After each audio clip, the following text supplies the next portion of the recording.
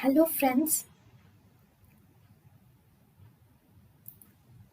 welcome to Creative Medicine.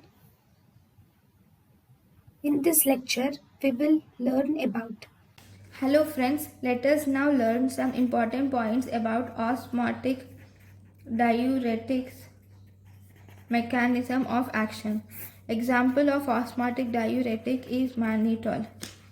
Okay, drugs like mannitol, these will increase the osmolality of extracellular fluid and cause extraction of fluid or water from intracellular compartment to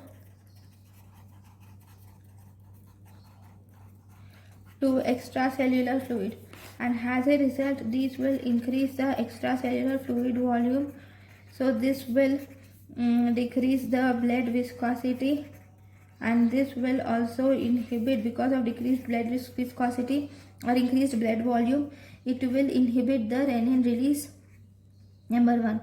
And because of increased extracellular volume is increased, so there is increased renal blood flow. Because of increased renal blood flow, this will decrease the renal medullary tonicity is also decreased.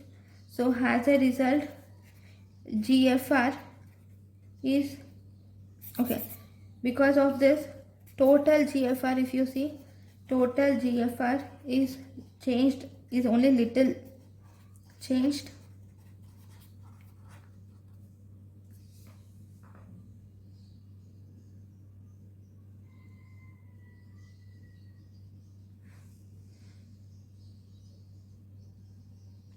Okay, and one more thing, these osmotic diuretics in proximal convoluted tubule, they will act as non-reabsorbable solutes, and thus they will decrease or limit sodium and water reabsorption.